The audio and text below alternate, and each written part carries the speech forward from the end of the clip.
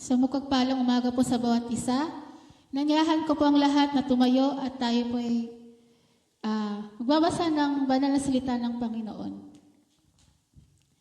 Ang ating pong teksto ay sa Lucas chapter 24, verses 13 to 35. Lucas chapter 24, verses 13 to 35. Ito po ang sinasabi.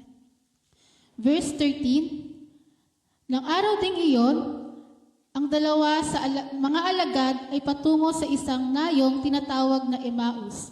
May 11 kilometro ang layo sa Jerusalem. Verse 14, pinag-uusapan nila ang mga pangyayari. Verse 15, samantalang nag-uusap sila at nagtatanungan, lumapit si Jesus at nakasabay sa kanila. Verse 16, siya'y nakita nila, ngunit hindi nakilala agad. Verse 17, tinanong sila ni Jesus, ano ba ang pinag-uusapan ninyo? At tumigil silang nalulumbay. Verse 18, sinabi ng isa na ang ngalay Cleopas, kayo lamang po yata ang dayuhan sa Jerusalem na hindi nakakaalam sa mga bagay na katatapos pa lamang nangyari roon. Verse 19, anong mga bagay? Tanong niya, at sumagot sila, tungkol kay Jesus na taga Nazaret, isang propetang makapangyarihan sa gawa at salita, maging sa harapan ng Diyos at ng mga tao. Verse 20, isinakdal siya ng aming mga punong saserdote at mga pinuno upang mahatulang mamatay, at siya ipinako sa krus. Verse 21, siya pa naman ang inaasahan naming magpapalaya sa Israel. Hindi lamang iyan, 3 araw na ngayon mula nang mangyari ito. Verse 22, nabigla kami sa ibinalita ng ilan sa mga babaeng kasamahan namin. Maagang-maaga raw silang nagpunta sa libingan. Verse 23, at di nila natagpuan ang kanyang bangkay. Nagbalik sila at ang sabi, nakakita raw sila ng isang pangitain, mga anghel na nagsabing buhay si Jesus. Verse 24, pumunta rin sa libingan ng ilan sa mga kasama namin at gayon nga ang natagpuan nila. Ngunit hindi nila nakita si Jesus. Verse 25, sinabi sa kanila ni Jesus, kaya hangal ninyo, ano't hindi ninyo paniwalaan ang lahat ng sinasabi ng mga propeta. Verse 26, hindi ba't ang Mesiyas ay kailangang magbanta ng lahat ng ito bago niya kamta ng kanyang marangal na katayuan? Verse 27, at ipinaliwanag sa kanila ni Jesus ang lahat ng nasasaad sa kasulatan tungkol sa kanyang sarili simula sa mga aklat ni Moises hanggang sa sinulat ng mga propeta. Verse 28, malapit na sila sa nayong kanilang patutunguhan at si Jesus ay waring magpapatuloy pa ng lakad. Verse 29, ngunit siya'y pinakapigil-pigil nila. Tumuloy na po kayo rito sa amin, anila, sapagkat palubog na ang araw at dumidilim na. Kaya't sumama nga siya sa kanila. Verse 30, nang siya'y kasalo na nila sa hapag, dumampot siya ng tinapay at nagpasalamat sa Diyos. Saka pinaghati-hati at iminigay sa kanila. Verse 31, nabuksan ang kanilang paningin at nakilala nila si Jesus, subalit ito'y biglang nawala. Verse 32, at nawika nila, kaya pala gayon ang pakiramdam natin habang tayo kinakausap sa daan at pinapaliwanag sa atin ang mga kasulatan. Verse 33, noon di tumindig sila at nagbalik sa Jerusalem. Naratnan nila ng katipon-tipon ang 11 at ibang mga kasama nila. Verse 34, na nag-usap-usap, muli ngang nabuhay ang Panginoon, nagpakita kay Simon. Verse 35, last verse, at sinalaysay naman ng dalawa ang nangyari sa daan at kung paano nila siyang nakilala na nang pagpirapirasuhin niya ang tinapay. Sa Diyos po ang lahat ng papuri. Muli na po tayo makakaupo.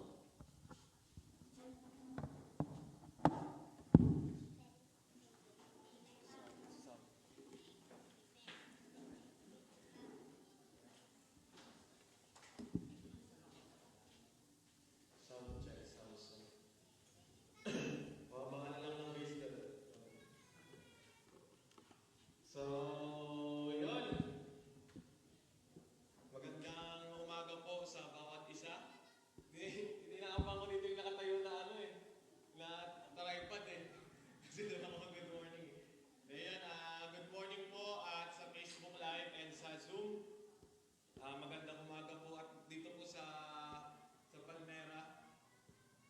Ano na lang po kayo, abante na lang kayo para hindi ako ilang. May mga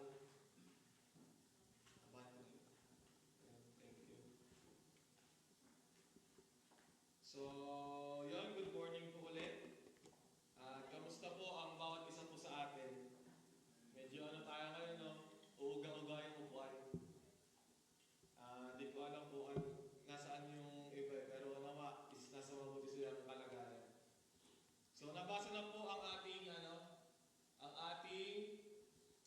verse. Yun, first time mag-PPT. So, yun. Natuwa yung kaya na yung tech Kasi may PPT daw may gagawin sila pag message ka. So, yun ang ating pong topic ay the road to saan po? The road to saan? To enlightenment. So, yun, ginawa ko po yung sa Emmaus na to enlightenment. At ang ating text po ay sa Lucas 24 verse 13 to 35. At bago po tayo magsimula, saglit po muna tayong manalangin.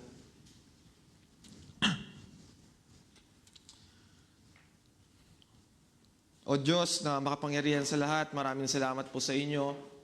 Salamat po sa patuloy na kaligtasan na pinagkakaloob niyo po sa amin, Panginoon. Salamat sa inyong habag, Panginoon. Salamat po sa inyong mga salita, Panginoon. Salamat sa inyong kabutihan, Panginoon. Salamat po, Panginoon, dahil binigyan niyo kami ng pagkakataon na mapakinggan, Panginoon, ang iyong mensahe, Panginoon, sa araw na ito. At tulungan niyo kayong maisagawa ito, Panginoon.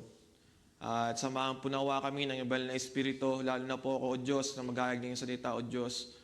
Huwag niyo pong hayaan na ibuka ko ang aking bibig at hindi kayo ang aking mabigkas, Panginoon.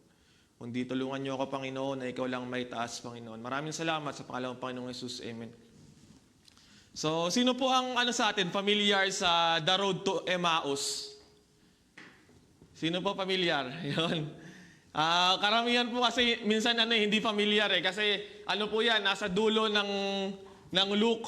At kumbaga sa Mark, mayroon din siya sa Mark, kaso halos dalawang dalawang stanza, dalawang sentence lang yung sinabi doon. Pero sa Luke, in-emphasize siya. At sa ibang book, sa 4 gospel ay hindi siya nabanggit, doon lang sa dalawa. Sa Mark, hindi specific na binanggit yung dalawa at walang pangalan doon. Pero dito sa Luke ay binanggit kung sino, di ba? At kung ano yung nangyari nung time na yon. So, nung kailan ba yung Rags? Nung niyayaan mo kami na na umattend sa nung gabi? Thursday ba yun? Ayan. Hindi, yung sa sa pagtuturo, Monday. Nung Monday. Na-refresh po ako kasi ang topic po noon ay about sa genre ng Bible and sa Synoptic Gospel. So ang ating pong pag-aaralan ngayon ay sa ating introduction po ay sa resurrection ng ating Panginoon. Dahil nangyari po itong road to Emmaus ay after po ng resurrection ng ating Panginoon. At kung mapapansin nyo po, kung binabasa nyo po sa Bible, sa sa 4 gospel, yung about sa resurrection ng ating Panginoon, ay parang may makikita po kayo na meron silang pagkakaiba kung ano yung nangyari nung time ng resurrection ng ating Panginoon. Diba? Kung babasahin nyo po yun. At sabi nga po sa Synoptic Gospel, ito po, ano po ba ibig sabihin ng Synoptic Gospel? Sino pong mga nag-ano dito, nag-OT o nag-inductive na? Ano pa ibig sabihin? Ate Mike's daw, parang may binubulong si Ate Mike, ha? Ikaw, Paps, ano ka? So, sige, ako na lang. Wala kayong dagdag points, ha? So, ang Synoptic Gospel po, ay meron silang mga pagkakaiba at pagkakaparehas doon sa yung apat na yon. Pero ang pinagkakaparehas po nila ay about sa resurrection ng ating Panginoon at sa suffering ng ating Panginoon. Yun po ang meron silang pagkakapareha. Kung titinan nyo po, lahat po yun nasa dulo. Basahin nyo na lang po. At ang ating pong pag-aaralan ngayon ay after po ng resurrection ng ating Panginoon. At napakahalaga po ng pag-resurrect ng ating Panginoon sa ating mga Kristiyano. At mamaya po ay malalaman po natin. So sabi ko nga po kanina ay meron po silang pagkakaiba. Diba? So ibig sabihin ba nun ay hindi consistent ang Bible? Diba po? Ibig sabihin po ba nun ay hindi consistent ang Bible? So pag hindi consistent ang Bible, ibig sabihin po hindi rin po consistent ang ating Panginoon. Hindi po ba? Maaaring hindi totoo yung pag-resurrect ng ating Panginoon. Maaaring wala talagang Jesus na nabuhay sa atin. Nabuhay sa ating kalagitnaan at namatay para sa atin. So, meron po silang pagkakaiba. Yung apat po na yon na sa four gospel. Pero po ang pinagkapare-parehas po nila ay Jesus rose on the first day of the week. That one or more angels was present at the empty tomb. That the women were the first to hear of the resurrection, and that the disciple had trouble at first, believing that Jesus had indeed been raised from the dead. So, yun po yung kailang pong pagkakapare-pareha. So, sabi nga po ay meron po silang pagkakaiba. So, sinasabi ng iba na hindi nga consistent ang Bible. Pero tandaan po natin na sila po ay mga witness. At pag pinagsama-sama po natin yung kanila pong mga testimony, kasi ganito yung sabi ni John na si Mary Magdalene ang naunang nakita sa ating Panginoong Jesus na nabuhay. At sabi naman ng iba ay yung mga babae. Pero kung ipagdudugtong-dugtong po natin yung kanila pong mga witness, yung kanila pong mga testimony, ay makakabuo po tayo ng isang totoong kwento na naganap. Di ba po? At yun nga po ay, kumbaga maraming nakakita sa ating Panginoon at yung kanilang mga testimony ay lubos na totoo. Lubos na totoo sa pag-resurrect ng ating Panginoon. So basahin nga po muli natin ang verses 13 to 16.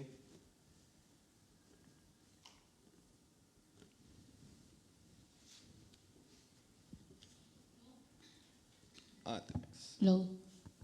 Lucas chapter 24, verse 13 to 16.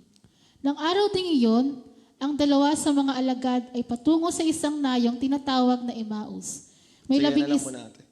So, meron dalawang alagad after po nung resurrection ng ating Panginoon na kailan pong pagkakatipon, ay merong dalawang alagad na papunta na, or di ko alam kung yun po ay tahanan nila, pero papunta na po sa Emmaus. At mamaya po ay malalaman po natin kung ano po ang dahilan ng kanila pong pagbalik doon sa Emmaus galing po ng Jerusalem. At yun po ay 7 miles. Kung i-convert po natin sa kilometer, ay 2 kilometer. Kung hindi po ako nagkakamali, 2 kilometer po yun. At mahigit 2 oras po na lalakarin ng isang average person. So sa 14, patuloy nga ako ate. Verse 14, pinag-uusapan nila ang mga pangyayari. Samantalang nag-uusap sila at nagtatanungan, lumapit si Jesus at nakisabay sa kanila. So sabi po dun sa 14, and they talked together of all these things which had happened. So, pinag-uusapan nilang dalawa kung ano yung nangyari na namatay ang Panginoong Jesus. At dahil nga nabigo sila, kumbaga feeling nila ay nabigo sila dahil nga hindi sila naniwala doon sa patotoo ng mga women na galing doon sa tomb ng ating Panginoon. At hindi rin sila naniwala doon sa mga anghel, 'di ba? Na nakita nung mga, kumbaga parang sa feeling nila ay illusion lang lahat ng iyon ng sinasabi ng mga babae. So instead na mag-search sila sa scripture ng Old Testament o ng book ng mga prophets, di po ba, ay nag-usap silang dalawa at meron silang mga kanya-kanyang opinion na sinasabi.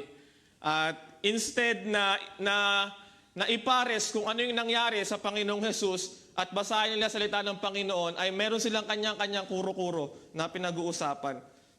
So, verse 15. Verse 15, samantalang nag-uusap sila at nagtatanungan, lumapit si Jesus at nakisabay sa kanila. So, yon. At yun nga po, ay meron lumapit sa kanila na feeling nila ay stranger. Dahil nga po, nung time po na yon, ay hindi nila makilala kung sino yung lumapit po sa kanila. Di po ba? So sila na nag-uusap ng kanya-kanyang opinion na kung saan ay papunta sa Emmaus ay natagpuan ng Panginoon. So verse 16 nga, Ate Mites, kung bakit hindi nila nakilala kung sino yung stranger na yun. 16, siya'y nakita nila, ngunit hindi nakilala agad. So yun. At sabi po doon sa Mark, bakit hindi nakilala, kung bakit hindi nakilala yung stranger na biglang lumapit sa kanila, ay dahil po somewhat different in appearance. Kung babasahin niyo po sa Mark 16 verse 12, sabi po doon ay Jesus' resurrection face was somewhat different in appearance. So, pwede po na yun ang dahilan kung bakit hindi nila nakilala, di ba? Or it could be na dahil nga po sa kanila pong kalungkutan is, kumbaga, hindi nila mukhaan, or it could be, alam ko po na mangyayari is, dahil po hindi niloob ng Panginoon na sila po agad ay makita. Di ba? Makilala agad nila ang Panginoong Jesus. Hindi po ba? Pabasa nga po nung 17 ate. Verse 17, tinanong sila ni Jesus, ano ba ang pinag-uusapan ninyo? At tumigil silang nanlulumbay. So, ito po ay nagtanong na po yung stranger na kanila pong biglang nakasalamuha, which is ang ating pong Panginoon. At gusto ng Panginoon na ilabas kung ano yung nasa kanilang mga puso, kung ano yung unbelief na meron sa kanilang mga puso. At yun nga po ang nangyari, sila po ay napagsalita ng ating Panginoon. Sabi nga dun sa 17, di ba? And He said to them, what kind of conversation is this that you have with one another as you walk and are sad? So, sila po ay nalungkot nung sila po ay tinanong doon. Kasi parang bumalik na naman sa kanila bumalik na naman sa kanila yung nangyari doon sa Panginoon. 'Di ba? At kumbaga, yun na yung kanilang yung pag-asa ang ating Panginoon. Yun na yung pinaka-pag-asa nila. Kaso nga lang hindi nila nakita na ang Panginoon ay nabuhay. Di po ba? Ang nakita lang nila ay empty ang tomb, pero hindi nila nakita na buhay ang ating Panginoon at hindi sila naniwala sa mga protoo ng mga women na unang nakita sa ating Panginoon. Di po ba? At sabi doon sa 18, then the one whose name was Cleopas answered and said to him, are you the only one stranger in Jerusalem, and have you not known the things which happened there in these days? Sabi niya, tagasan ka, ipaparaphrase ko na lang po, tagasan ka ba? Bakit hindi mo alam yung nangyayari dito, di ba? Saang lupalop ka ba galing? Sikat yung yung kwento na yun Di ba po? Sikat yung kwento na yun. Laganap kumbaga sa atin ngayon trending. Trending po yun. Minsan nga po si Kuya Michael dati, kasi si Kuya Michael Galums, ngayon nag-aan na siya, nag-i-story na, nagma-my day na. Nagpo-post na yan. Pero dati sabi ko kay Kuya Michael, pag nag-joke ako sa kanya, tapos di niya alam yung trending na yun, sabi niya, ano yun? Tapos niloloko namin ni Kuya RJ, ano ba, hindi kaya naman updated, hindi ka kasi nag-Facebook Di ba? So, kumbaga ganito po yung nangyari na tanong ng ating Panginoon. Di ba? Dahil nga gusto niyang malabas kung ano yung nasa puso ng dalawa, gusto niyang mai-confess, di ba? Gusto niyang mag-confess yung dalawa kung ano yung sa loobin nila. Di po ba? At ganito yung pagkakatanong ng Panginoon. Basahin ko lang po ulit. What kind of conversation is this that you have with one another as you walk and are sad? Kaya sabi ni Cleopas, taga saang lupalop ka ba? Di mo ba? Taga saang lupalop ka ba? Bakit hindi mo alam yung nangyayari dito? So verse 19, pabasa ate. Verse 19, anong mga bagay? Tanong niya, at sumagot sila. Tungkol kay Jesus na taga Nazaret, isang propetang makapangyarihan sa gawa at salita, maging sa harapan ng Diyos at ng mga tao. Hanggang ano na ate? 24. Verse 20, isinakdal siya ng aming mga punong saserdote at mga pinuno upang mahatulang mamatay at siya'y ipinako sa krus. Siya pa naman ang inaasahan naming magpapalaya sa Israel. Hindi lamang iyan, 3 araw na ngayon mula nang mangyari ito. Nabigla kami sa mga ibinalita ng ilan sa mga babaeng kasamahan namin. Maaga-maaga raw silang nagpunta sa libingan at di nila natagpuan ang kanyang bangkay. Nagbalik sila at ang sabing nakakita raw sila ng isang pangitain, mga anghel na nagsabing buhay si Jesus. Pumunta rin sa libingan ng ilan sa mga kasama namin at gayon nga ang natagpuan nila. Ngunit hindi nila nakita si Jesus. So yun po, nakita natin po doon na sabi nila, 'di ba, na hindi nila natagpuan ang Panginoong Hesus, 'di ba? Kumbaga, ang gusto nilang mangyari kailangan nilang makita, 'di ba? Kailangan nilang makita kaysa maniwala doon sa sinabi ng Panginoon bago pa po mangyari yung pagkamatay ng ating Panginoon. 'Di po ba? Na gusto nila to see is to believe, 'di po ba? At sila po ay naniniwala kay Kristo. Hindi pa po sa Panginoong Hesus, kay Kristo na magkakaroon ng Mesaya. Yun, kasi namabasa na po nila sa sa scripture yun 'di ba? Na magkakaroon ng Mesaya, pero ang alam po nilang Mesaya is yung about lang po doon na ang ililigtas lang po ay kanila pong angkan, ang kanila pong bayan, ang bayang Israel. Pero hindi nila alam na ang redemption na ibibigay ng Mesaya na ito is doon sa mga nagtitiwala sa Kanya, Hentil man or mga Hudyo. At ang alam lang po nila ay magkakaroon sila ng hari na magliligtas sa kanila sa kamay ng mga Romano. Pero ang hindi nila alam, itong hari na ito ay kailangang magbata ng hirap to be the king of righteousness. Di po ba? At ang alam lang po nila na ang i-redeem lang po nitong Mesaya na ito ay ang kanilang pong nasyon, 'di ba? Ang Hebrew nation lang po ang alam po nila. So hindi po nila nagagrasp ng totoo, ng full yung messianic mission ng ating Panginoon. Yun lang yung alam nila. 'Di po ba? Kumbaga meron silang alam na nililiteral nila at hindi nila lubos na inuunawa. At sabi nga po doon ay hindi sila naniwala doon sa testimony ng mga babae na sinabi na nakita yung mga anghel at sinabi na buhay ang Panginoon. Hindi sila naniwala doon. Kung titingnan nga rin po natin doon, maging yung mga apostol po ay hindi rin po naniwala nung time po na yon. So, pakibasa po ang 25. So, ito po ang naging sagot sa kanila ng Panginoon. Verse 25, sinabi sa kanila ni Jesus, kaya hangal ninyo, ano't hindi ninyo paniwalaan ng lahat ng sinasabi ng mga propeta? So, sa English po, basahin ko po sa English. Mas maganda sa English eh. Then he said to them, O foolish ones, and slow of heart to believe in all that the prophets have spoken. So sabi po dun ay foolish. Hindi po sinabi doon, sorry po sa word hindi po sinabi doon na stupid. Ano pong pinagkaiba nun? Hindi po ba ng foolish and stupid? Inuulit ko po, pasensya po sa word. Hindi po ba? Ano po pinagkaiba doon? Pag foolish po, ibig sabihin, meron na silang alam.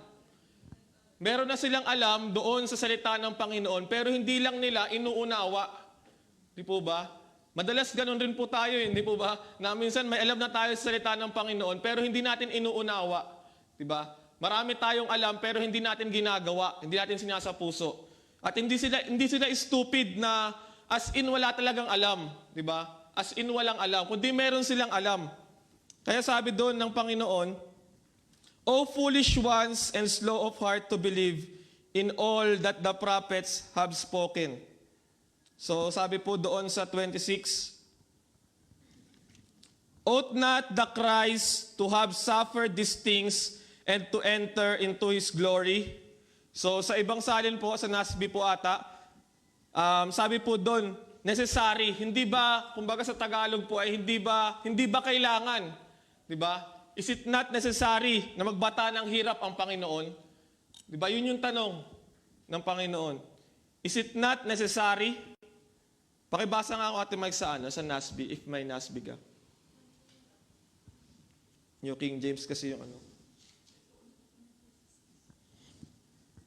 Verse 26, was it not necessary for the Christ to suffer these things and to enter His glory? So yun po. So hindi ba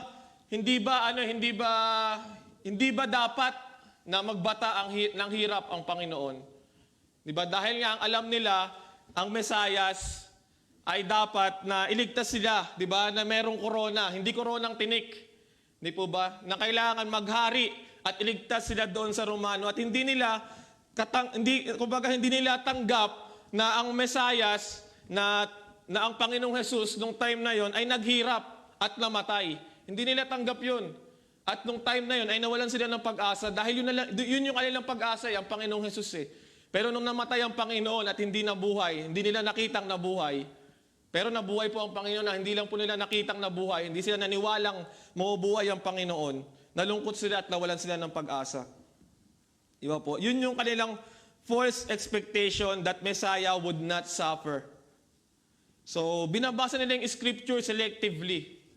Di po ba? Madalas ganun rin po tayo na pag hindi maganda to, ay, ayoko nito. Parang medyo masakit.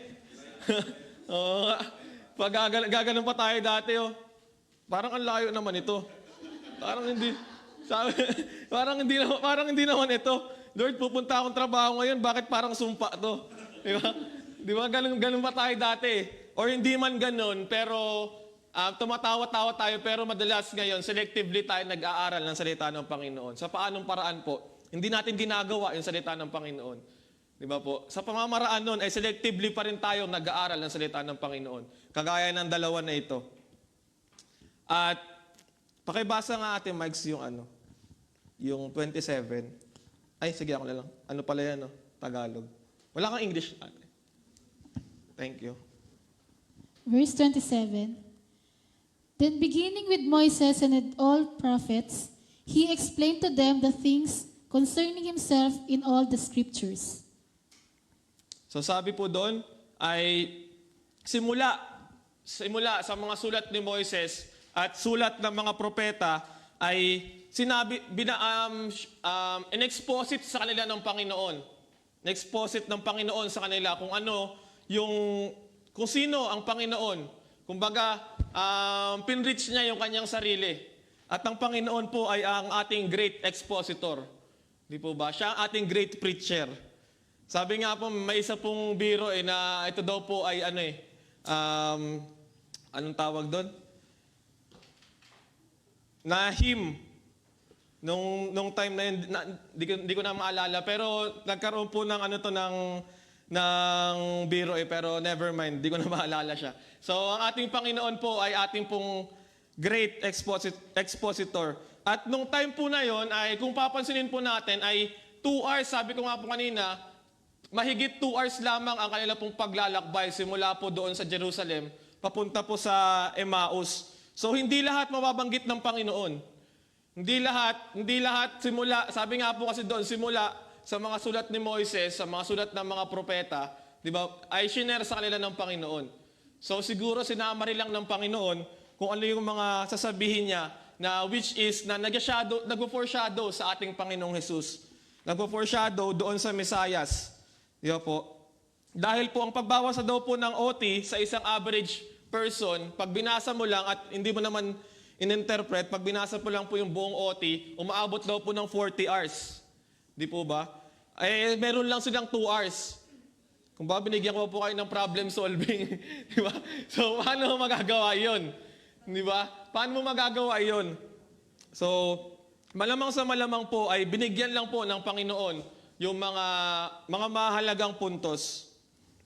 At alam naman po natin that the entire Bible is all about Jesus Christ.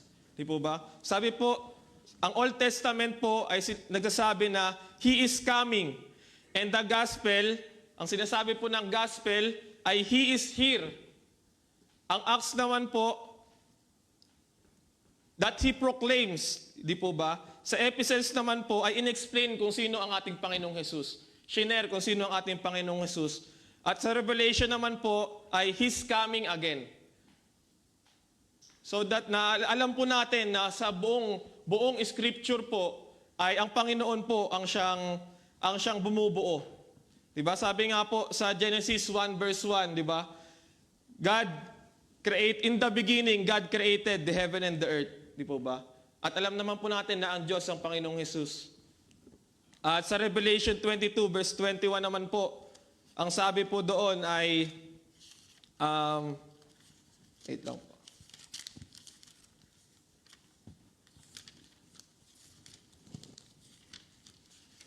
Di ba po sabi po doon sa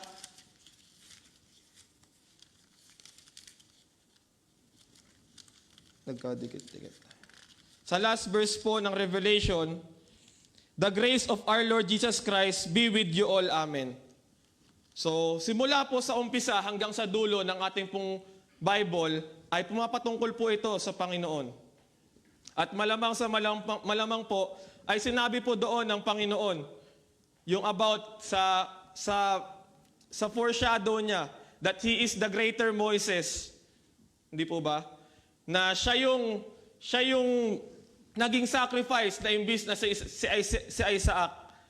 Di po ba? Na siya ang katuparan ng Passover lamb. Na siya ang katuparan ng Levitical sacrifice. Di ba po? Siya yung bronze serpent na nung time na doon kina Moises. Di po ba? At siya ang katuparan ng lahat ng covenant. Either ito po ay covenant kay Noah, covenant kay Abraham, covenant kay David, at yung new covenant po. Siya ang katuparan ng lahat ng to. At malamang sa malamang po, ay sinabi iyon ng Panginoon at pinaliwanag po sa kanila. Di po ba? Christ, the center of the Scripture. At alam po natin na lahat ng theology ni Paul ay nakasentro din po sa ating Panginoong Jesus. At alam po natin na lahat ng sinasabi dito ay patungkol sa ating Panginoon.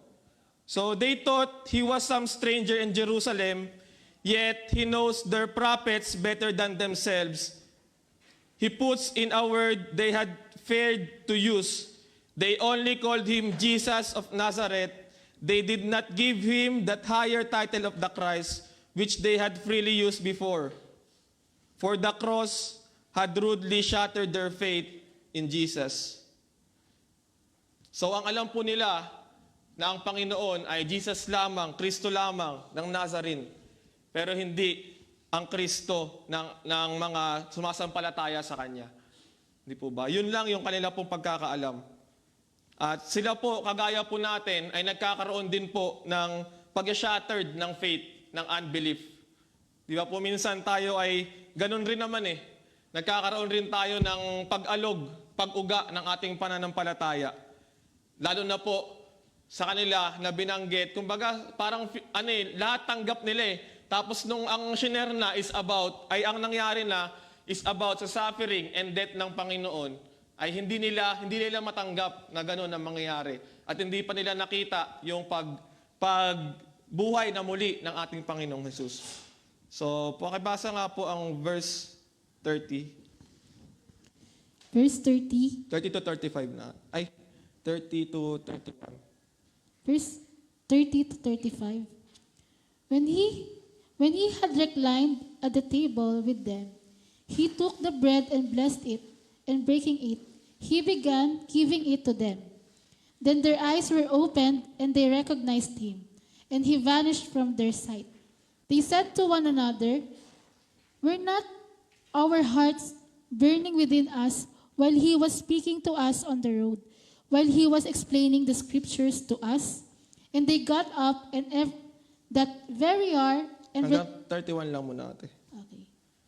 So nung time po na yon ay nakarating na po sila doon sa Emmaus, kung saan po sila pupunta. At sabi nga po doon, ang Panginoon ay nag-aak na magpapatuloy pa.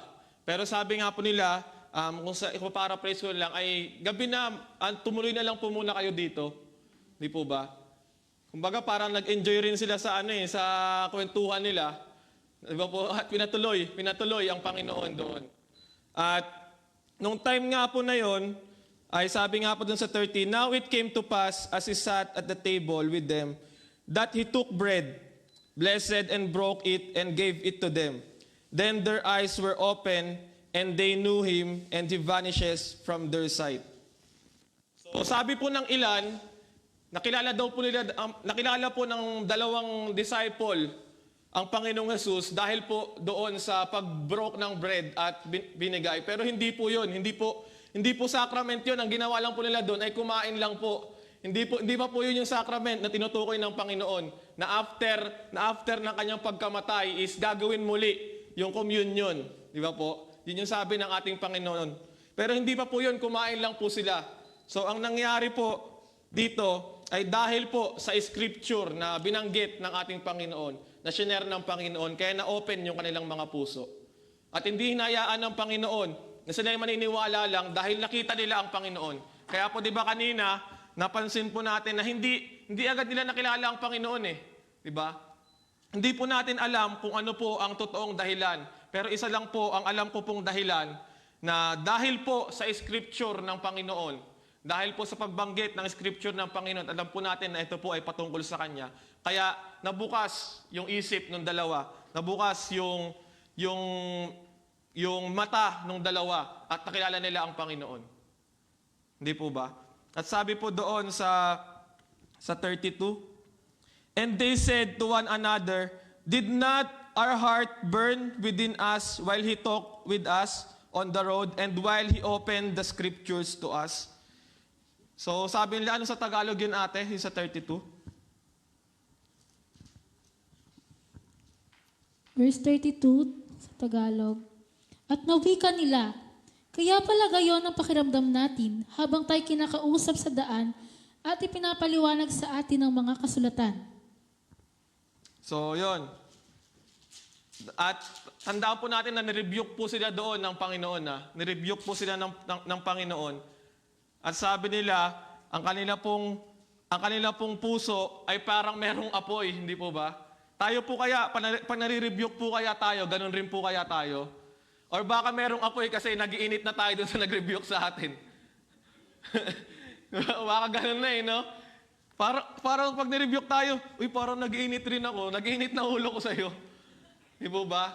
Nawa hindi po tayo ganun.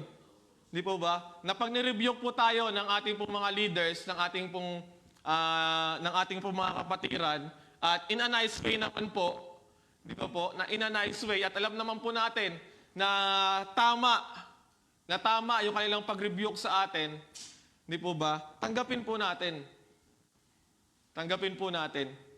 At kagaya po nitong dalawa, di po ba? Ano pong kalagayan ng ating mga puso ngayon? Ano pong kalagayan ng ating mga puso ngayon? Warm pa rin po ba kaya ito sa Panginoon? Or cold na po sa Panginoon? Sa pag-aaral ng salita ng Panginoon? Verse 33 natin, Max. To 35. Verse 33 to 35. "And they got up that very hour and returned to Jerusalem, and found gathered together the 11 and those who were with them, saying, The Lord has risen and he has appeared to Simon. They began to relate their experiences on the road and how he was recognized by them in the breaking of the bread." So, yun. After po noon ay bigla pong naglaho ang Panginoon. Kumbaga, kung andun ako at nakilala ko na ang Panginoon, isa ako sa mga alagad, excited akong mayakap ang Panginoon dahil nakita ko na siya. Kumbaga, nakilala ko na ang Panginoon yun. Pero bago pa mangyari yung mga bagay na yun, ay naglaho po ang Panginoon. At dahil nga po, ang kanilang mga puso ay parang bagong parang bagong mananampalataya na ang init. Di ba? Ang init sa salita ng Panginoon. Gusto agad nilang i-share yung nangyari. At bumalik sila doon sa Jerusalem. Agad-agad, nung mismo pong oras na yon. Pero sabi po na sa Panginoon kanina is gabi na. At in paraphrase po is baka mapahamak, di ba, ang Panginoon. Pero nung time po na yon, nung mismong gabi po na yon, na sinasabi nila na hindi nakaaya-aya kung sila pa yung magpapatuloy, di po ba? Pumunta sila doon sa Jerusalem para i-share yung nangyari, para i-witness, para i-testify yung nangyari sa kanila.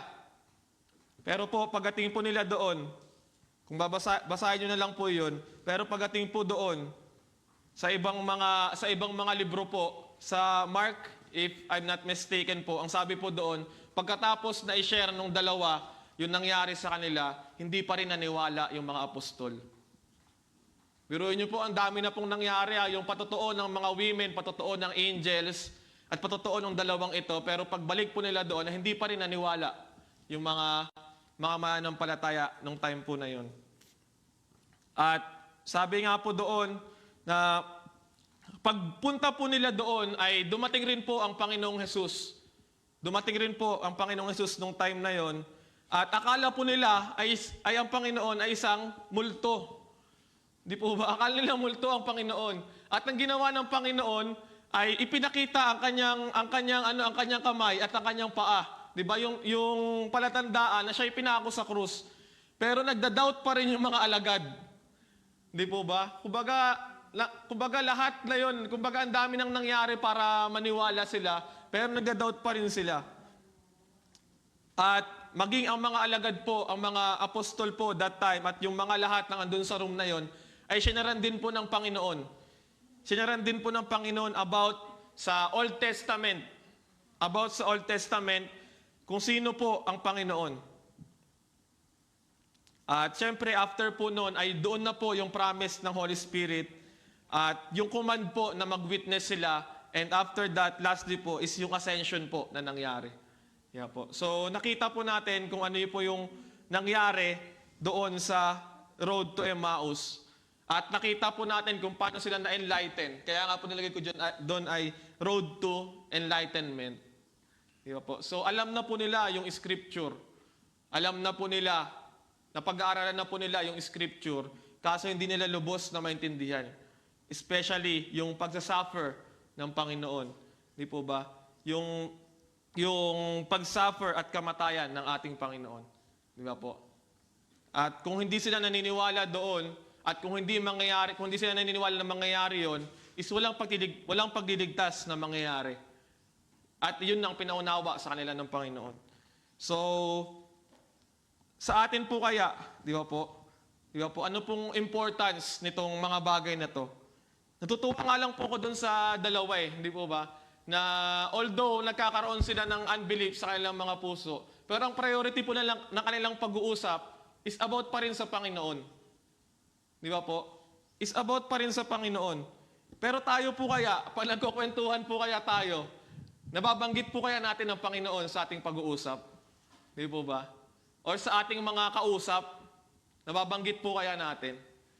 Kaya nga po, nung nakaraan, nung na-realize ko to, nalulungkot po kasi ang dami ko nang nakakwentuhan, pero parang parang yung hiyang-hiya ka pa nabanggitin ng Panginoong Hesus. Diba? At yun po ang nakakalungkot. Yun po ang nakakalungkot, diba? How much time na na-realize natin na hindi natin nababanggit ang Panginoon? Di ba po? Ilang mga oras 'yon, di ba? Or how much time na-realize natin na nababanggit natin ang Panginoon sa ating pag-uusap? Nawa pa mas marami yung time na nababanggit natin ang Panginoon. At kung naiisip po ba natin ang Panginoon? At nakaraan nga po is nakwento ko na rin 'to kina Kuya Ron Nasabi ko doon sa may alarm ko. Sa may alarm ko ay nilagay ko doon na why are we so quick to forget God? Who do we think we are? Kaya para pag nag-alarm yon, kasi yun na yung alarm ko para mag-devotion ako. So yun yung nilagay ko doon para pag nabasa ko siya, ay, kailangan ko mag-devotion. Di ba? Kailangan ko mag-devotion. So tayo po kaya, di ba? Di ba? Bakit napakabilis kaya natin? Bakit napakabilis kaya natin na makalimutan ng Panginoon? Bakit napakabilis po natin nakalimutan yung kanyang mga pangako, kagaya nung dalawa na yon? Di ba po? Bakit napakabilis po na pag dumarating tayo sa mga hard times ng ating buhay or darkest moment ng ating buhay, is nakakalimutan natin ng Panginoon na parang ang hirap-hirap na pagkatiwalaan yung kanyang mga pangako. Di po ba? Hindi po ba credible ang Panginoon na pagkatiwalaan? Diba? Hindi po ba credible ang Panginoon sa kanyang mga ginawa sa krus, sa kanyang mga ginawa nung siya po ay dito sa lupa, sa kanyang pagkamatay at pagkabuhay muli? Hindi pa rin po ba credible ang Panginoon? Dahil yun ang kanyang greatest promise, hindi po ba? Pero yung mga pangako sa atin na tuwing tayo po ay nasa darkest moment, bakit hindi pa rin natin mapaniwalaan ng Panginoon? Diba po? Hindi ba credible ang Panginoon? Hindi ba siya trustworthy sa kabila ng kanyang mga ginawa? Di po ba? Sabi ko nga po nakaraan, nagkaroon po kami ng pag-uusap at sinare ko sa kanila yung aking po na-realize nung ako po ay nasa darkest moment ng aking buhay. At isa po sa mga pinarealize sa akin ng Panginoon na minsan po ay darating sa atin na parang hindi natin naranasan ng presensya ng ating Panginoon. Di ba po? At may feel natin na, Lord, nasaan ka, Panginoon? Pero tandaan po natin, kung tayo'y totoong pinili ng Panginoon, kung tayo'y totoong tinawag ng Panginoon, na ginagawa yon ng Panginoon para hindi tayo umasa lamang sa ating mananaramdaman, kundi umasa tayo doon sa salita ng Panginoon. Para umasa tayo doon sa salita ng Panginoon. At that is faith. Di po ba? Na hindi lang tayo umaasa doon na nararanasan natin ang presensya ng Panginoon, pero umaasa tayo sa kanyang mga salita. At kung inyo po natatandaan ang footprints in the sand, sino pong nakakatandaan? Matagal na po yun eh. Mga panahon pa ata nila, ano yun? Ayoko na magbanggit. Ayoko na magbanggit. Hindi pwede. Mamaya na lang. Hindi, footprints in the sand. Di ba po, maraming beses na natin siyang napapakinggan at madalas na rin siya nababanggit sa message. Pero nakaraan ko lang po na-realize habang ginagawa ko po ito, pinaunawa sa akin ng Panginoon na yung illustration na yun ay hindi biblical. Hindi siya biblical. Alam niyo po kung bakit? Di ba po ang kwento po noon na dalawa silang naglalakad, di ba, doon sa, anong sand sa ano? Buhangin. sorry. Buhangin. Naglalakad sa buhanginan at dumating yung matinding unos, matinding problema, hindi po ba? At sinabi doon na binuhat ng Panginoon siya. At nakita niya na isa na lang. Dahil nga binuhat na siya ng Panginoon. Na kumbaga, isang pares na lang ng paa. Nakikita niya na, sabi niya doon, na Lord, iniwan niyo na ba ako? Kasi feeling ko pa ako na lang to na naglalakad mag-isa. Di ba po? Nung nasa time na yon. At sabi niya, Lord, iniwan mo na po ako. Iniwan mo na po ba ako sa aking darkest moment? Pero sabi nga doon sa footprints in the sand, hindi niya paa yun, kundi paa ng Panginoon. Dahil buhat-buhat siya. Di ba? So, biblical po kaya yun. Di ba? So, half-truth, pwede na. Pero half-truth is a lie. Hindi po ba? Half-truth is hindi pa rin siya truth. Bakit po? Kahit po hindi darkest moment ng ating buhay, hindi po ba? Kahit hindi darkest moment ng ating buhay, ay hawak-hawak tayo ng Panginoon. At doon, sa buhanginan na yon, ang Panginoon lang simula umpisa ang nakikita mong pa at hindi sa'yo. Hindi hahayaan ng Panginoon na bibitawan ka niya at hahayaan ka maglakad sa gilid niya. Hindi hahayaan ng Panginoon yon. Di ba? Dahil sabi nga po, kung di ako nagkakamali sa Isaiah, simula sa ating pagkabata, di ba, hanggang sa ating pagkamatay, ay hawak tayo ng Panginoon. Maging ang ating mga buhok ay maging uban na, magkauban na, hindi po ba? Hawak tayo ng Panginoon. So, ganun kabuti ang Panginoon. Especially po, pinakita ng Panginoon na hawak-hawak niya tayo at hindi niya tayo bibitawan. Saan po? Sa krus ng Kalbaryo, di ba po? Sa krus ng Kalbaryo at sa kanyang pagkabuhay na muli, kasama tayo ng Panginoon. Di po ba? At kaya po, tayo po, ay wag po natin, basta lang po basahin ang salita ng Panginoon, kundi unawain po natin. Hindi lang po, ang Panginoon po ay hindi lang po siya literature na dapat basahin, na dapat sauluhin, na dapat i-interpret. Kundi ang kailangan po ay unawain at kailangan po na mahalin ang Panginoon sa pag-aaral natin sa salita ng Panginoon. At higit sa lahat po, kailangan natin katagpuin ng Panginoon, kagaya ng ginawa nung dalawa, hindi po ba? Hindi lang natin basta aralin. Hindi lang po natin siya basta i-interpret. Wala po akong problema doon dahil yun po ay tama. Di ba po, ang proper exegesis at pinag-aaralan po natin yun. Kaso nga lang po, minsan ay ganun na lang po ang ating ginagawa kahit po sa ating mga devotion natin. At hindi na natin lubos na nagagrasp yung presensya ng Panginoon. Hindi na natin lubos na namamahal kung sino ang Panginoon. Ginagawa na lang natin siyang literature, kagaya ng ibang libro na ating mga nababasa. Nawa po hindi po ganun. Hindi lang po tayo basta nagbabasa.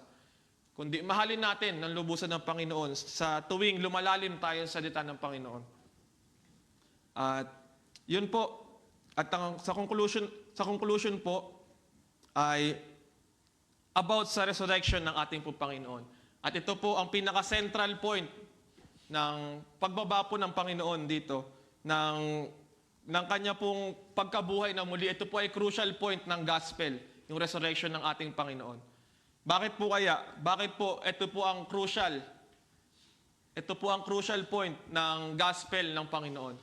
Dahil kung hindi po na-resurrect ang Panginoon, kung hindi po na-resurrect ang Panginoon, malamang sa malamang po, yung ginagawa po ng mga Levitical priests ay ginagawa pa rin hanggang sa ngayon. Nag-aalay pa rin po ng mga mabubuting tupa. Di ba po? At kailangan pa rin na merong pumunta doon sa temple na priest para mamatay pag hindi siya matuwid sa harapan ng Panginoon. Di ba? At kailangan meron pa ring taong mamamatay. May inosente pa ring mamamatay. Di ba po? Pero hindi po ganon ang nangyari. Na-resurrect po ang Panginoon. Di po ba? At nabuhay po muli ang Panginoon. Bakit po kaya?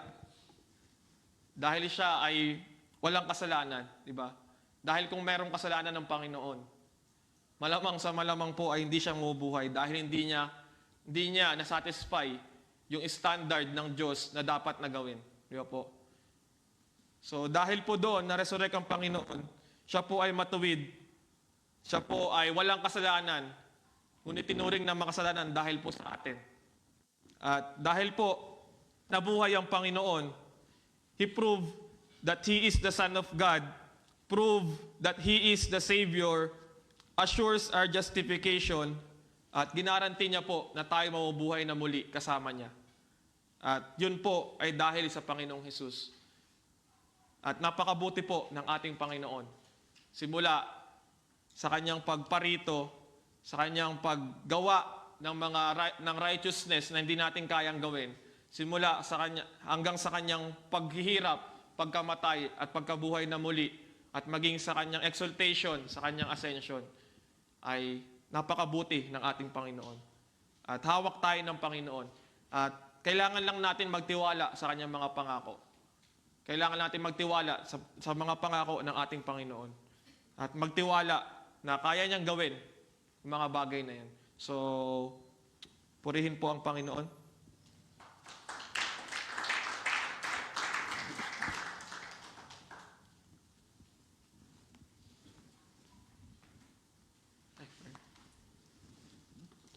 Sige po, saglit po tayo manalangin. O Diyos na makapangyarihan sa lahat, maraming salamat po sa iyong kaligtasan na pinagkaloob sa amin, Panginoon. Salamat po sa iyong pagkabuhay na muli, Panginoon. Salamat, O Diyos, dahil nagkaroon kami ng pag-asa, Panginoon. At tanging kayo lamang po ito, O Diyos. Lord, salamat, Panginoon, dahil sa iyo kami umaasa, Panginoon. Tulungan niyo ang aming mga puso na laging mag-cling, Panginoon, sa inyong mga pangako, Panginoon. Lord, tulungan niyo kami na maging matuwid sa inyong harapan, O Diyos. Tulungan niyo kami, Panginoon, na mag-aral ng iyong mga salita. Kilalanin ka, Panginoon, at mahalin ka pa ng lubusan ng Panginoon. At tulungan niyo kami sumunod sa inyong kalooban, O Diyos. Tulungan niyo kami, Panginoon, na makipag-communicate sa inyo, Panginoon, sa aming mga panalangin, Panginoon. At dalisain niyo ang aming mga puso, O Diyos. At tulungan niyo kami, Panginoon, na maghintay hanggang sa iyong muling pagbabalik, Panginoon. Lord, umaasa po kami sa inyong pangako, Panginoon, na kami, Panginoon, ay isasama mo dyan sa langit, Panginoon. Nagtitiwala kami sa inyo, Panginoon. Tulungan niyo kami, Panginoon, na tumayo lamang sa katotohanan, Panginoon. at tumayo sa inyong mga pangako, O Diyos. Maraming salamat sa pangalan mo, Panginoong Jesus. Amen.